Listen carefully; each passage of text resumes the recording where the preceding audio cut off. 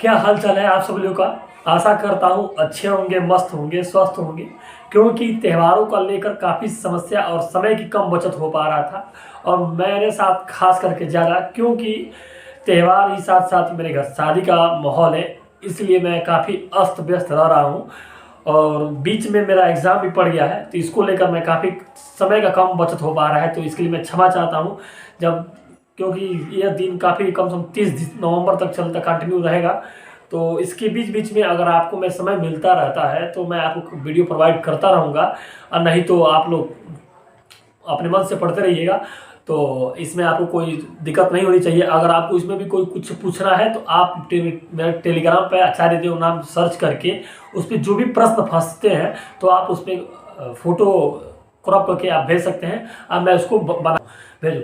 तो इसमें आपको कोई दिक्कत नहीं होनी चाहिए, और जब तक ये समय इसी तरह चलता रहेगा तो इसमें आपको मैं बताता रहूँगा कि कब तक मैं क्या करूँगा। तो इसमें आप घबराने की कोई ज़रूरत नहीं होगी, और जब समय मिलता है तो मैं आपको बीच बीच में वीडियो देता रहूँगा।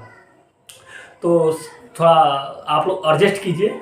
चलिए आज हम टॉपिक 3 पे बात करेंगे, और बीच में जो प्रश्न आपको एच बता रहे थे, यानी कि 2.4 प्रश्न आपको एच मतलब ये आपको इच्छानुसार करना होगा, तो आप हम उसमें कर लेते हैं। जो इसमें बचे थे प्रश्न HW आपको मैंने दिया था प्रश्न नंबर 2, तो आपने तो किए होंगे। अगर नहीं किए होंगे तो उसमें कोई जैसे प्रश्न पहले किया था उसी तरह दूसरा भी है, इसमें कोई दिक्कत नहीं कि आपको नहीं बनेगा। जिस तरह मैंने पहला आपको प्रश्न बताया था 2.4 का, तो उसी तरह आपको क्या दूसरा प्रश्न बनेगा। इसमें हम तीसरा प्रश्न देख लेते हैं। अगर वहाँ भी आपको दूसरा प्रश्न नहीं आता है तो आप हमें टेलीग्राम पर बता सकते हैं, या इंस्टाग्राम पर हमें लिंक दे चुका हूँ, आप उसमें जाकर देख कर उस क्रॉप का प्रश्न को पूछ सकते हैं। मैं आपको पूरा एकदम बेसिक से बता दूंगा कि आपको उसमें कहाँ दिक्कत आ रही है और क्यों नहीं बन रहा है। तो उसमें अगर फंसे तब आपको ये काम करना है। आज हम चलते हैं उस पर जो प्रश्न आगे पढ़ने वाले हैं। आपका जो प्रश्न है कि इसमें एक त्रिघात बहुपद ज्ञात प्राप्त कीजिए जिसके शून्यांकों का योग दो शून्यांकों को एक साथ लेकर उनके गुणनफलों का योग तथा 3 शून्यांकों का गुणनफल क्रमशः 2 -7 और 14 हो। यानी कि इसमें जो है, तो आपने देखा, तो उसके साथ साथ अगर हम बात करें तो इसमें क्या करना है, त्रिघात बहुपद, यानी इसमें अगर हम देखा है तो त्रिघात बहुपद, इसमें त्रिघात बहुपद की अगर हम समीकरण यानी कि मूल देखाते हैं तो कितने हैं त्रिघात बहुपद। देखिए इसको अगर इंग्लिश में बात करें तो क्यूब पोलिनोमियल बोलते हैं। इसको इंग्लिश में क्या बोलते हैं, क्यूब पोलिनोमियल, पोलिनोमियल बोलते हैं इंग्लिश में, क्यूब पोलिनोमियल बोलते हैं। त्रिघात बहुपद, त्रिघात बहुपद क्या होता है, जिसके अधिकतम घात कितने 3 होते हैं। अगर इसके हम समीकरण की बात करें व्यापक अगर त्रिघात के व्यापक समीकरण की बात करें तो कितना होता है, ax³ plus bx² plus cx plus क्या हो जाएगा d होता है। हमने आपको बहुपद और समीकरण में दोनों में काफी अंतर बताया था कि इसमें दोनों में क्या अंतर होता है। अगर नहीं पता है, अगर नहीं आपको पता है, तो अध्याय हम 3 चालू करेंगे, 3 चालू करेंगे, उसमें इसी का भेद है। यानी कि उसके बारे में हम डिटेल एकदम विस्तार से जानेंगे कि बहुपद और समीकरण में दोनों में अंतर क्या होता है। यानी कि अगर यही बोल दें कि यह बहुपद है और ये आपका क्या है समीकरण है, तो कौन समीकरण होगा, क्यों बहुपद होगा, हम इसको पढ़ाने के बाद आपको डिटेल से बताएंगे, एकदम डीपली, यानी गहरी नहीं बताते हैं हम, अंदर तक आपको बताएंगे। इसमें आपको कोई केवल आप थोड़ी पल इंतजार करिए। देखिए अब ये आपको क्या हो जाएगा, ax³ plus bx² plus cxd हो जाएगा। इसका व्यापक समीकरण है, बहुपद है, तो इसकी ये होता है। तो अगर बात करें इसमें तो इसके जो मूल दिए गए हैं, मूल आपको बताया था कि मूल की यानी कि alpha plus beta plus gamma, तो मूल बराबर कितना है -2 है, प्लस 2 है। जिसे हम देखा जाए इसमें alpha plus beta plus gamma आपका, तो देखा जाए किसके बराबर है, 2 के बराबर है। यानी इसके प्रश्न में क्या है दिया है, जिसे हमने बताया था त्रिघात बहुपद में उसके मूलों का गुणनफल, मूलों का योगफल, तो -b/a होता है गुणों का योगफल। अगर उनका गुणनफल देखा तो c/a होता है। तो इसी तरह इसमें भी है, तो इसके alpha plus beta plus gamma यानी कि मूलों का योगफल कितना होता है, 2 के बराबर है। आपको प्रश्न में दिया है, यानी अब त्रिघात बहुपद का अलग होता है और द्विघात बहुपद का अलग होता है। अब बात करें यानी कि गुणनफल, यानी कि alpha into beta plus beta into gamma plus gamma into alpha बराबर कितना दिया है, माइनस में 7 दिया है। ये प्रश्न दिया है और आपको इसका गुणनफल दिया है अल्फा इंटू बीटा इंटू आपको गामा दिया है किसके बराबर दिया, -14 के बराबर है। तो ये आपको पता है कि अगर मूलों का योगफल दिखाते हैं तो आपने बताया था कि -b/a होता है, यानी कि अगर मूलों का योगफल देखते हैं तो -b/a, यानी कि ये लिखिए, अच्छा ये लिखिए, दोनों का क्या है, बराबर होता है। तो अगर ये समीकरण में दिया है, यानी कि अगर मान दिया है तो आप तो ये लिख सकते हैं और इसकी जगह पर ये बना है, यानी b/a हो सकता है। लेकिन अगर समीकरण ये है व्यापक, इसका सॉरी समीकरण जब अगर बहुपद निकलता है तो उसके लिए मैं क्षमा चाहता हूँ।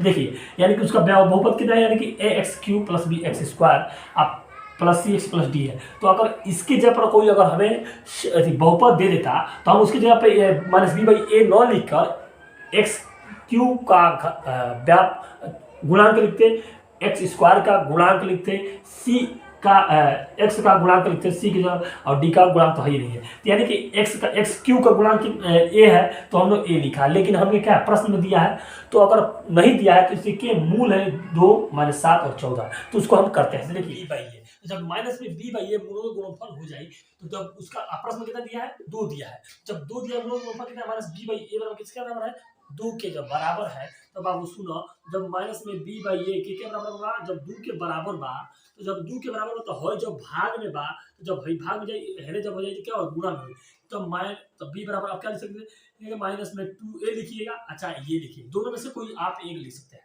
तो इसके बाद अब है देखो, जब अब ये किसके बराबर, जब गुणनफलों का, यानी कि हमने तो मूलों का योगफल निकाल लिया, अब उसका गुणनफल देखा जाए तो सुनो, जब गुणनफल देखा जाए तो किसके के बराबर होला, ये c/a के बराबर होला, के बराबर होला, जब c/a के बराबर होला। और अगर गुणनफल बात देखा जाए तो किसके, तो माइनस में d/a के इहो बराबर होला, माइनस में कितना, d/a के बराबर होला। तो c/a बराबर क्या लिख सकते हैं, जब c/a बराबर आप लिख -7, जब a इधर भाग में बा, इधर कितना गुणा हुई, यानी कि c बराबर क्या लिख, -7a लिखा जाए जी, 7a। अब वही ना, माइनस में d/a देखा जाएगा, देखिए माइनस में d/a आपकी क्या हो जाएगी, -14 के बराबर हो जाए। तो जब -14 के बराबर, तो ये माइनस खत्म, तो जब a बराबर क्या दिख रही, यानी कि a बराबर आपको क्या हो जाए, सॉरी d बराबर आपको हो जाए आपके 14a हो जाए, यानी कि d/a/c का मान हमने एकदम आसानी पूर्वक से निकाल। अब हम में डी तीनों का मान क्या करेंगे, बाई से रखेंगे, तो उसके बाद देखिए कितना इसका अंतर होता है। देखिए बी का मान हम निकाला, सी का मान निकाला और डी का मान निकाला। तो अगर हम इसको अगर हल करिएगा, देखिए हम इसको यहाँ पर इरेज करते हैं, चाहे इस तरह बनाते हैं। देखिए तो जब ax³ प्लस बी का मान हमने क्या निकाला था, बी का मान हमने -2a निकाला था। हमने यहाँ पर देखिए x² है तो उसको अलग रखिए, हमने केवल इसका मान निकाला, बी का मान निकाला। जब b बराबर -2a, तो ये देखिए -2a हो जाएगा, या किसके बराबर, x² के बराबर हो जाएगा। अब प्लस cx, जब c किसके बराबर, c का मान हम निकाला कितना, -7a। जब -7a होगा, देखिए ये 7a हो गया, आप x इंटू अब प्लस d का बाद देखा जाता है, d का मान कितना, 4a, कितना 4a निकाल, 14 है, यानी 14a निकाल से क्यूब, और ये प्लस और माइनस कितना, माइनस के बराबर, तो 2ax², और ये प्लस और माइनस कितना, माइनस के बराबर, यानी 7ax, अब प्लस ये क्या जाएगा, 14a हो जाएगा, यानी किसके बराबर होगा, 14a हो जाएगा। तो जब इसमें देखिए, तब ax³ माइनस में 2ax² माइनस में 7ax प्लस 14a। अब इसमें देखिए इस समीकरण बहुपद में कौन जो एक कॉमन मिल रहा है, यानी कि अगर इसमें हम एक कॉमन कर लें, समय से अगर बाहर निकालते हैं तो कितना, ax³ 2x² माइनस में 7x प्लस 14 हो जाएगा, तो 14 हो जाएगा। तो ये आपका क्या होगा, बहुपद हो गया या त्रिघात बहुपद हो गया। यानी कि अगर आप इसमें अगर x का मान 2 रखे हैं, एक -7 रखे हैं और -14 रखे हैं, तो ये किसके बराबर होगा, 0 के बराबर होगा। ये आपका क्या होगा, बहुपद हो गया। तो ये अगर आपको हटाएंगे तो कितना, ये आप लिख सकते हैं, आप इसका आंसर हो जाएगा x² माइनस में 2x² माइनस में 7x प्लस में 14 हो जाएगा। ये आपका क्या हो जाएगा, आंसर हो जाएगा। बस आप इतना तक बना सकते हैं। इसमें आपको क्या करना है, b और c और d का मान आपको निकाल के समीकरण में अगर रखते हैं तो ये x² माइनस में 2x² माइनस 7x प्लस 14 के बराबर आएगा। ये आपका क्या होगा, एग्जैक्ट आंसर हो जाएगा। उसी तरह अब चलते हैं प्रश्न, अगले प्रश्न पर। देखिए उसी तरह आपको क्या है, तीसरा प्रश्न भी है, आपको क्या करना है, उसमें a माइनस बी और a इंटू और a प्लस बी का मान आपको निकालना है। यानी कि मैंने जिस तरह आपको प्रश्न नंबर 4 कराया था 2.4 में, उसी तरह जो प्रश्न नंबर 2.3 था उसमें जो प्रश्न नंबर 4 कराया था, 3 कराया था, उसी तरह के क्या है, चौथा प्रश्न आपका है, पांचवा प्रश्न है, दोनों आपका क्या है, सेम प्रश्न है, और सेम उसी तरह क्या है, तीसरा भी प्रश्न है। तो उसमें आपको क्या, जिससे आपको 2.3 अगर आपने पढ़ा होगा उसी प्रकार आपने तो आप उसी तरह बना सकते हैं, उसमें कोई चेंजिंग नहीं हुआ है, यानी कोई आपको बदलाव नहीं हुआ है, तो आप बना सकते हैं। तो देखिए अब उसी तरह आपको सबमिट करें। अब हम चलते हैं कितने, प्रश्नावली नंबर 3 पर, यानी कि 2 चर वाले रैखिक युग्म के बारे में। आपको उसमें पहले हम डिटेल से बता देते हैं, उसके बाद हम फिर आगे बढ़ते हैं। देखिए अगर हम उसको अगर हल करते हैं तो कैसे क्या होता है उसमें, यानी कि उसमें पहला जो चैप्टर होगा आपका 2 चर वाले रैखिक युग्म का, रैखिक युग्म, यानी कि एक एक शब्द का आपको अर्थ मैं बताता हूँ। देखिए उसमें बोल रहा है 2 चर, यानी कि पहले हम बात करते हैं बहुपद किसे कहते हैं और समीकरण क्या होता है। तो देखिए बहुपद की बात करें तो बहुपद में आप लिखिएगा, इसको इंग्लिश में हम आपको पता ही होगा कि पोलिनोमियल बोलते हैं, और समीकरण का आप इक्वेशन लिख सकते हैं। समीकरण क्या लिखेंगे, समीकरण को इक्वेशन लिख सकते हैं। तो आप जो चाहें, अगर इंग्लिश मीडियम है तो इंग्लिश मीडियम में बता सकते हैं, और हिंदी मीडियम है तो हिंदी मीडियम में बता सकते हैं। तो बहुपद वह होता है जिसके पीछे अगर बहुपद समाप्त होता है तो उसके पीछे 0 नहीं होता है, ना कोई बराबर नहीं होता है। समझिए कि एक भोजपुरी भाषा में बात करें तो बराबर नहीं होता। जैसे मान लीजिए अगर हम ले लें, पहले हम ले लेते हैं रेखीय बहुपद, चाहे द्विघात बहुपद त्रिघात में ले। हमने आपको बताया था कि बहुपद के कितने भाग, 3 बेटे, रेखीय बहुपद, द्विघात बहुपद और त्रिघात बहुपद। तो पहले हम लेते हैं किसके, पहला बेटा रेखीय बहुपद कितना, अगर मान लीजिए 4x + 5 ले लेते हैं, तो ये अगर हम इसमें लेते हैं समीकरण में 4x + 5, तो ये बराबर में किसके हो जाए, 0 के बराबर ले सकते हैं, z के बराबर ले सकते हैं, y के बराबर ले सकते हैं। आपको जो मान जो चाहे वो आप लिख सकते हैं, आपकी इच्छा, आप यानी आपको बराबर लगाना होगा। लेकिन अगर बात करें बहुपद में, तो बहुपद में ऐसा कोई माने नहीं है कि आपको बराबर लगाना होगा। आप 4x + 5 ये बहुपद है, ये किसका, पहला बेटा रेखीय बहुपद के बराबर एग्जाम उदाहरण है। और दूसरा का बात करें x² + 2x + 1, ये भी किसका है, हम इसके बराबर नहीं लगा रहे थे। बहुपद में होता है कि बराबर नहीं लगेगा, ये किसी के बराबर नहीं होगा। लेकिन अगर हम बात करें, अगर मान लीजिए हम इसको बोल दें कि जैसे x + y बराबर, अगर हम लेते हैं 3, अगर x + y बराबर 3, तो अगर x का मान अगर हम 1 लेते हैं, अगर y का मान अगर हम 2 लेते हैं, तो किसके बराबर होगा, तो x + y बराबर 3, यानी कि 1 + 2 बराबर 3, यानी कि दोनों के बराबर है। यानी कि दाहिना संबंध, यानी कि RLHS बराबर LHS बराबर, दोनों का बराबर है। लेकिन ऐसे बात जो बराबर की बात करें तो क्या होता है, बहुपद में नहीं होता है। तो अगर हम इसको देखा जाए तो इसको अगर हल करिएगा तो आपको x + 1 x + 1 आपको ये क्या हो जाएगा, इसका क्या हो जाएगा, गुणनखंड हो जाएगा x + 1, यानी कि ये आपका अगर आप हल करिएगा तो आएगा x + 1 x + 1, ये आपको क्या हो जाएगा, गुणनखंड हो जाएगा। लेकिन अगर बात करते समीकरण में बराबर होता है, 0 के बराबर होता है। कोई अंक ले लेते हैं y के बराबर है, x के बराबर है, या जो भी के बराबर है। लेकिन बहुपद में ऐसा नहीं होता है, वह किसी के बराबर नहीं होता है। तो आप यहाँ तक तो समझ गए। तो देखिए आपका जो इसमें मेन टॉपिक है वो कह रहा है 2 चर वाले रैखिक युग्म, किसके, देखिए 2 चर वाले रैखिक युग्म है। युग्म मतलब कौन चीज, युग्म मतलब जोड़ा। जोड़ा जैसे मान लीजिए शादी का जोड़ा हो गया, जूते का जोड़ा हो गया, यानी कि बात करें जोड़ा जो हमेशा एक साथ रहते हैं, वो किसका रहा, ये युग्म मतलब कौन चीज, जोड़ा। रैखिक मतलब बताया जिसका अधिकतम घात कितना, 1, कितना, अधिकतम पावर या घात की बात करते कितना होता है, 1 होता है। हमने आपको बहुपद में भी बताया था और आपको मैं तीसरे में भी बता रहा हूँ, समीकरण में भी बता रहा हूँ। रेखीय समीकरण आ जाएगा, रेखीय बहुपद आएगा। तो यो आप दोनों का नाम केवल है, जिसे बोलते हैं वही सियरा है, बस पोछिया रंगवाया है। तो उसी तरह यही है, रैखिक है अधिकतम, यानी घात अधिकतम कितना होता है, इसका 1 होता है। आप ध्यान रखिएगा, बहुपद हूँ यह समीकरण कोई मतलब नहीं होता है। देखिए अब चलते हैं 2 चर वाले। 2 चर मतलब कौन, देखिए जैसे मैं बात करता हूँ, आपको 2 चर ले लेता हूँ, एक्स 3x प्लस 5y, किसमें किसमें एक चर ये एक चर ये, तो दो चर हो गए। अगर हम बोले दो चर वाले रैखिक समीकरण, तो दो चर वाले रैखिक समीकरण बस हो गया। आपका लिखिए 5 लिखिए चाहे 6 लिखिए चाहे सॉरी बस आप लिखते हैं 5। 3x प्लस 5y प्लस 5 एक ही का, यानी कि एक बहुपद है सॉरी चर है, ये एक चर है और ये क्या हो जाएगा आपका आप अचर संख्या है।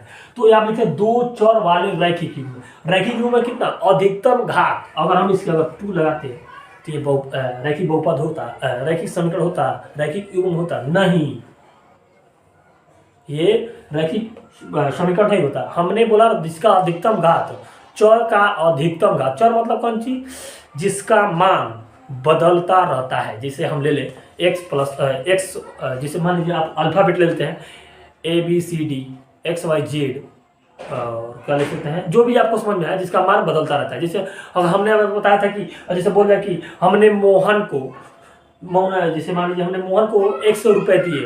अब x में अगर मानते हैं, अगर हल करिएगा तो x का मान बदल सकता है, यानी कि हल करेंगे तो x का मान 10 रुपया भी आ सकता है या 50 रुपया भी आ सकता है। तो x का मान आप एग्जैक्ट नहीं बता सकते कि हमने मोहन को 100 रुपये दिए चाहे 50 रुपये दिए, एग्जैक्ट बताना है। जैसे मैंने हमने बोला कि मोहन को मैंने 10 रुपये दिया, तो ये अचर संख्या हो गई। ये बदल नहीं सकता कि हमने कहीं जाकर झूठ नहीं कर सकता कि हमने उसको नहीं पैसे दिए, आप छतिया नहीं सकते।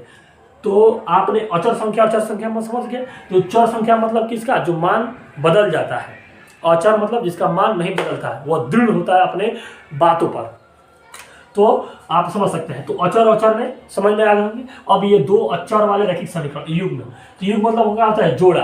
तो इसमें आपको क्या पढ़ना है, दो समीकरण का जो चर समीकरण होंगे रैखिक युग्म के होंगे, दो समीकरण का। जैसे मान लीजिए हम लेते हैं कि देखिए लेते हैं जैसे मान लीजिए 3x प्लस 2 बराबर, जैसे मान लेते हैं अगर हम 0 लेते हैं और दूसरा अगर लेते हैं 4x प्लस 5 बराबर 0। तो ये क्या है, दो रैखिक समीकरण हो गए। आपको ये दो चर वाले रैखिक समीकरण हो गए। इसको हल करके आपको प्रतिस्थापन विधि मैंने बारी बारी से पढ़ेंगे।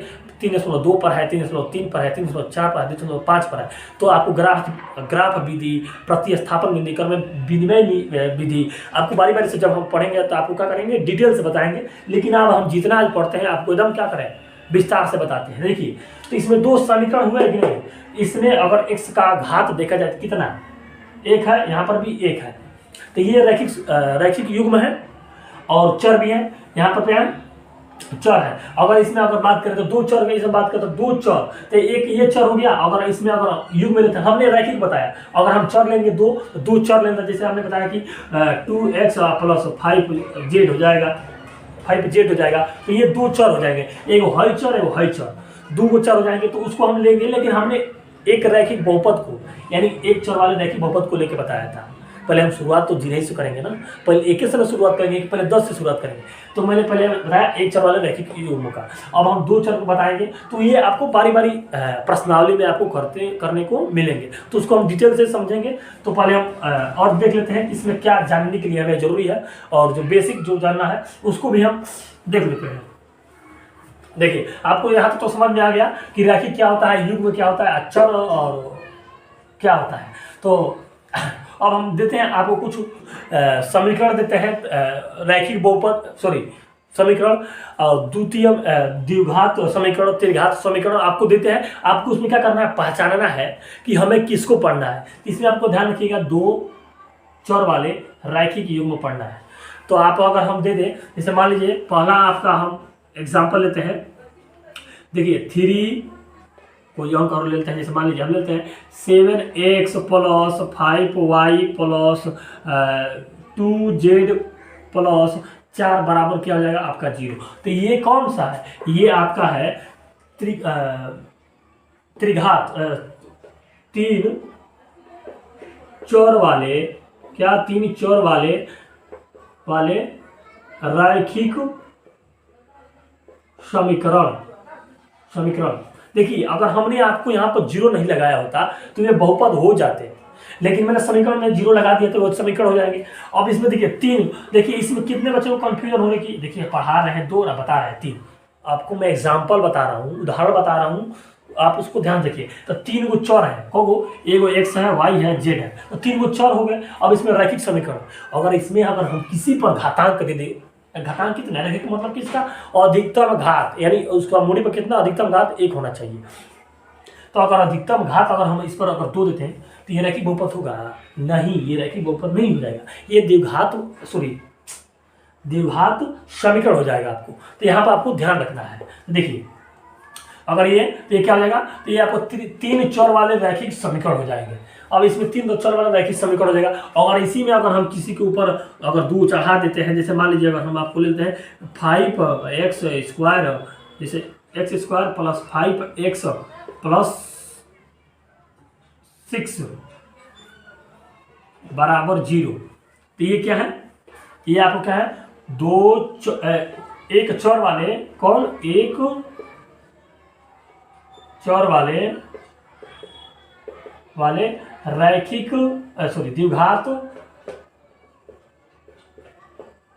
द्विघात समीकरण है।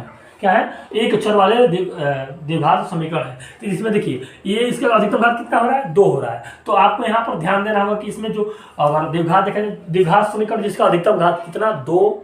अगर हमने बहुपद में पढ़ा था द्विघात बहुपद, त्रिघात बहुपद, अब हम समीकरण पढ़ रहे हैं, तो समीकरण में आपको जब 0 के बराबर है तो आपको क्या ध्यान रखना है, प्रश्न को देख कर ही आपको समझ जाना है कि ये समीकरण है कि बहुपद है। तो इसमें द्विघात बहुपद अधिकतम घात 2, त्रिघात में 3 और रैखिक में कितना, 1 से अधिक का नहीं, यानी कि 1 रहना चाहिए। तो आपको ध्यान रखना। अगर मान लीजिए हम इसी तरह ले लेते हैं, अगर अंक ले लेते हैं कि 4x प्लस में 3y बराबर क्या हो जाएगा आपका, अगर हम ले लेते हैं 5 ले लेते हैं, तो इसमें अगर आपको देखा जाए, देखिए इसमें अगर समीकरण देखा जाए तो कितने, 1 2, इसमें कितने बहुपद, 2 चर वाले आपको, और इसमें कितने रैखिक बहुपद समीकरण हो जाएगा। इसमें देखिए अब किसी ने सोचा होगा, देखिए इसमें अगर x एगो है, एगो समीकरण एगो और 2 x है, तो एक चर वाले कहाँ लिखे हैं, अरे ए बाबू सुनो, जब एगो x है, जब एक खानदान के 2 होंगे तो बाप का नाम अलग अलग कैसे हो सकता है। तो इसी तरह देखिए जब x एगो है, यानी कि ये क्या है, एक चर वाले रैखिक समीकरण, ये देखिए एगो है, x अलग खानदान का है, y अलग खानदान का है, तो 2 चर वाले रैखिक समीकरण। आप ये छोटी छोटी बातों को क्या करिएगा, इग्नोर ना करके ध्यान दीजिएगा, इसमें आपको कंफ्यूजन नहीं होगी। अगर उसी तरह हम लेते हैं, जैसे मान लीजिए हम तीसरा ले लेते हैं, चौथा है, चौथा हम ले लेते हैं। अगर चौथा कह रहा है कि 2x प्लस में 3y, अगर हम आपको लेते हैं माइनस में 1 बराबर क्या हो जाएगा, आपको 0 हो जाएगा। तो इसमें अगर बात यहाँ पर क्या है, आपको क्यू है, देखिए तो 2x + 3y³ - 1 आपको किसके बराबर होगा, 0 के बराबर होगा। तो अगर इसमें आपको देखिए, बताइए, आप ही बताइए कि वो क्या लिखेंगे, 2x + 3y³ - 1, ये कितना, इसमें एगो है चर है और दूसरा एगो चर है, यानी दूसरे कौन, अलग अलग चर है। आपको यहाँ ध्यान रखिएगा, ये किसने लोग यहाँ पर कंफ्यूज हो जाएंगे कि यहाँ पर एगो x है, यहाँ पर एगो x है, तो 2 को काहे नहीं लिखे यहाँ पर, एक खानदान का है इसलिए। यहाँ पर एगो है अलग खानदान और दूसरा, तो आप लिखिएगा यहाँ पर 2 चर वाले क्या, 3 गो है यहाँ पर, देखिए पावर कितना, 3, तो त्रिघात समीकरण हो जाएगा। अब देखिए हमें नहीं लगता कि अब आपको इसमें कोई कंफ्यूजन होनी चाहिए। अगर आपको होती भी है तो आपको कमेंट खुला पड़ा है, आप उसमें भरपूर बोल सकते हैं। जो भी आपको इसमें त्रुटि दिखती है, चाहे अगर आपको कंफ्यूज भी होती है, चाहे जो भी समीकरण को लेकर, चाहे बहुपद में कोई समस्या होती है, तो आप हमें खुला बता सकते हैं। और नहीं तो आप हमें जो प्रश्न आपको बीच में पूछना भी है तो आप हमें लिख सकते हैं। जो इंस्टाग्राम का आईडी है आपको लिख सकते हैं अजीत वर्मा, एक में लिखिएगा अजीत वर्मा 2684, ये आपका मेरा क्या आईडी है। मैं लिंक दे चुका हूं, आप उसमें भी जाकर क्लिक करके जा सकते हैं। और नहीं तो आपको टेलीग्राम पर प्रश्न को क्रॉप करके आपको प्रश्न पूछ लीजिएगा, और जिसमें आपको मैं आपको अगर समय मिलता है तो जरूर बताऊंगा। तो आज के लिए बस इतना ही रखते हैं, क्योंकि ज़्यादा रखेंगे तो आपको ज़्यादा माइंड से उभर हो जाएगा। तो आराम से पढ़ेंगे, और अगर समय मिलता है बीच में तो मैं आपको वीडियो प्रोवाइड करूँगा। तो बस दोस्तों आज के लिए बस इतना ही। अगर आपको वीडियो अच्छा लगा हमारा पढ़ाने का तरीका, तो चैनल पर नए हैं तो चैनल को सब्सक्राइब करिएगा और बेल आइकन को भी प्रेस कर दीजिएगा। एक आदमी कम से कम 2-3 लोगों के पास ज़रूर शेयर करें, जो अगर उनको एक्सेप्ट भी करें। अभी नहीं कि उसके पास शेयर करें जो उसके लिए फ़ायदेमंद नहीं हो। अब जो बिल्डिंग मार रहा है उसके लिए भेज दे तो वो क्या करेगा? कहेगा कि हम इसको क्या कर सकते हैं? तो उसके पास भेजिएगा जो उसको ज़रूरतमंद है। तो आप लोग कम से कम एक आदमी 5 लोगों के पास शेयर करिएगा। तो आज के लिए बस इतना ही। अगर वीडियो अच्छा लगा तो चैनल को सब्सक्राइब करिएगा। देखने के लिए धन्यवाद। जय हिंद, जय भारत, वंदे मातरम।